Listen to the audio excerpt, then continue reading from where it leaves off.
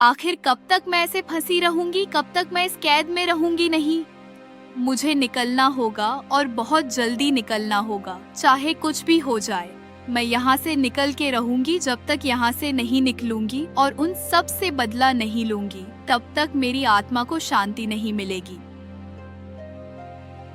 नलिनी इसी तरह से अपने से बात करती रहती और उसे इंतजार था कि कभी वह आजाद होगी। जंगल में बारिश जोर जोर से शुरू हो गई थी और उस बारिश में सेठ और उसका पुत्र रूपलाल फंस गए थे। क्या हुआ रथ को? क्यों रोक दिया? मालिक, रथ की चड्ड में फंस गया है। घोड़े खींच नहीं पा रहे हैं। अब इतनी जोर की बारिश में कहाँ जाएंगे? आज तो अच्छा फंसे। हमें जल्दी ही विराट नगर पहुंचना है। मालिक, लेकिन रथ इतना नीचे फंस गया है, इसका निकलना मुश्किल है। अब क्या करें? सेठ चारों ओर नजर घुमा के देखता है, पर उसे कुछ नहीं दिखता। तभी उसके पुत्र रूपलाल को बोलता है, पिताजी वो देखिए, कुछ ही दूर गांव दिख रहा है, चलिए वही चलते हैं। पर इस गांव में एक भी जगह रोशनी नहीं दिख रही है, ना तो कोई आ रहा और ना कोई जा रहा है। मुझे कुछ गड़बड़ लग रहा है। इतनी बारिश में कौन बाहर निकलेगा, इसलिए कोई नहीं दिख रहा। नहीं बेटा, बिरजू एकदम ठीक कह रहा है। बारिश हो रही तो क्या हुआ? इतना बड़ा गांव है, कोई तो दिखना चाहिए, पर इस गांव में कोई नहीं दिखे। यहां जाना ठीक नहीं लग रहा है मुझे।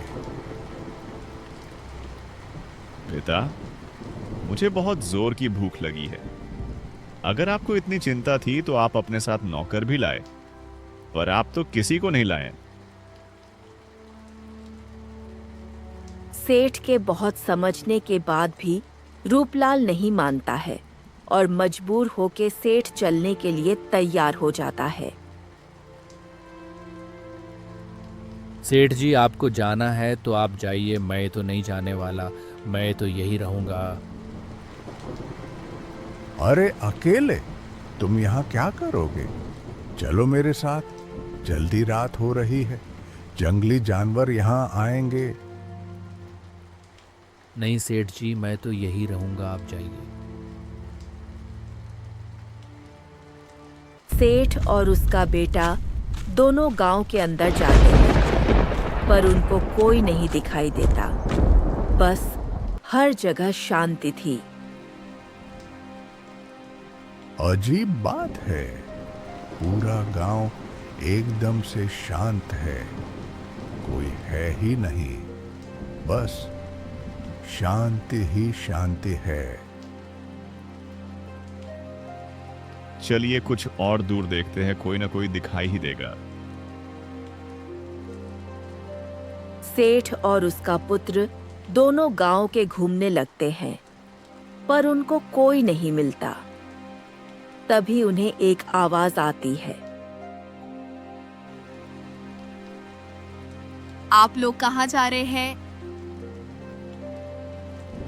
हम विराट नगर जा रहे हैं, पर बारिश में हमारा रथ फंस गया है, इसलिए हमें रुकने की जगह चाहिए।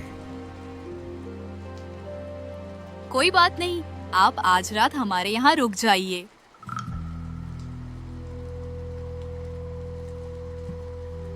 सेठ और उसका बेटा दोनों उस घर में चले जाते हैं। घर में कोई नहीं था, बस एक लड़की, वो भी बिल्कुल अकेली। दूसरा कोई नहीं। ये देख के सेठ पूछता है, इस गांव में इतना सन्नाटा क्यों है? किसी घर से कोई रोशनी नहीं दिखाई दे रही, बस अंधेरा बस है। आप लोग बहुत थके हुए दिखाई देते हैं। मैं आप लोगों के लिए भोजन लगाती हूँ।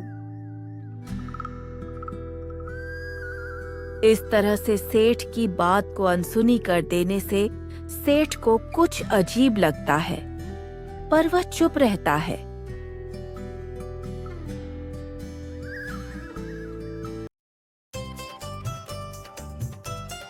वाह वाह, कितना बढ़िया खाना है।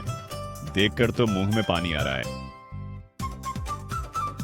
बेटा, थोड़ा सोच समझ के खाना। पिताजी आप सोचिए, मैं तो कुछ नहीं सोच है, मैं तो बस भोजन कर रहा।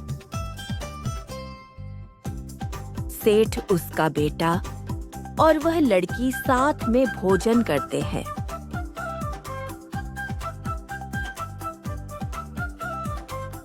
आप लोग बहुत थक गए होंगे, चलिए मैं आपको सोने के लिए जगह बता देती हूँ। वह लड़की उन दोनों को एक कमरे में ले जाती है, जहां सेठ देखता है कि कई लोग पत्थर बने हुए खड़े हैं। यह देखकर सेठ बोलता है, इन सब को क्या हुआ और ये ऐसी कैसी मूर्तियां हैं जो इस कमरे में है? परेशान ना हो, थोड़ी देर में तुम दोनों भी ऐसे ही होने वाले हो। यह सुनकर सेठ डर जाता है। तभी उसका बेटा पत्थर का बन जाता है। यह देखकर लड़की बोलती है, अरे तुम क्यों पत्थर नहीं बने? ये लड़का बस कैसे पत्थर बना, तुम क्यों नहीं? क्योंकि मैं समझ गया था कि तुम जरूर कुछ गड़बड़ कर रही हो। इतना बोलकर सेठ तेजी से भागता है। रुक जा, कहाँ जा रहा है? रुक जा।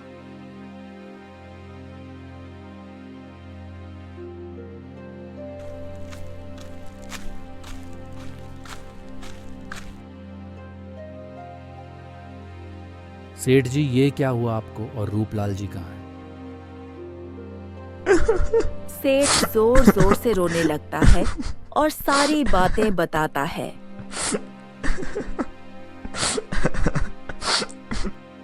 चलिए भागिए यहाँ से, क्योंकि वह लड़की आती ही होगी।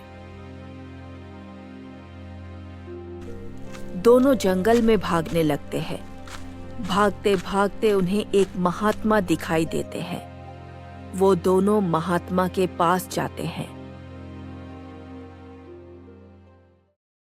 तुम दोनों कौन हो और यहाँ पर क्या कर रहे हो? सेठ सारी बात महात्मा जी को बताया है। महात्मा बोलता है, हाँ तो ऐसी बात है, तुम दोनों भी वहां फंस गए थे। महात्मा जी, मेरा बेटा पत्थर का बन गया है, उसे कैसे फिर से वापस जिंदा करे? और वह गांव इस तरह से कैसे बन गया है? उस गांव का नाम है धोपापुर।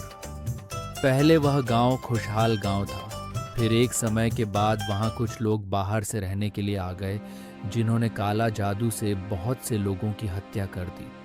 और यह सारी बात राजा को पता को चली। इन सभी को बंदी बनाकर इन सबको फांसी दे दी जाए। महाराज, इनको फांसी देने से कुछ न होगा, क्योंकि इनकी आत्मा यही भटकती रहेगी। इसका कोई और उपाय करना पड़ेगा। फिर राजा ने उनमें से जो मुख्य था उसे लड़की बनाकर उसी घर में कैद करा दिया और बाकी को बंदी बना लिया। और सभी लोग उस गांव को छोड़कर चले गए। महात्मा जी, अब कैसे मैं अपने बेटे को ठीक करूं? फिर महात्मा सेठ को उपाय बताता है और सेठ फिर से उसी घर में जाता है। फिर से यहाँ आ गया। अब तू भी पत्थर का बन जाएगा। अब नहीं छोड़ूंगी तुझे मैं। मुझे पता है तुझसे कैसे छुटकारा पाना है। अब तू अपना देख। सेठ ने मसाल को जलाई और आग लगा दी। ये क्या किया तूने, तुझे कैसे पता? मुझे सब कुछ पता है। अब तू किसी को भी पत्थर का नहीं बना पाएगा। कुछ देर में सब ठीक हो गया। पत्थर के बने लोग फिर से जिंदा हो गए और से अपने बेटे को लेकर चला गया।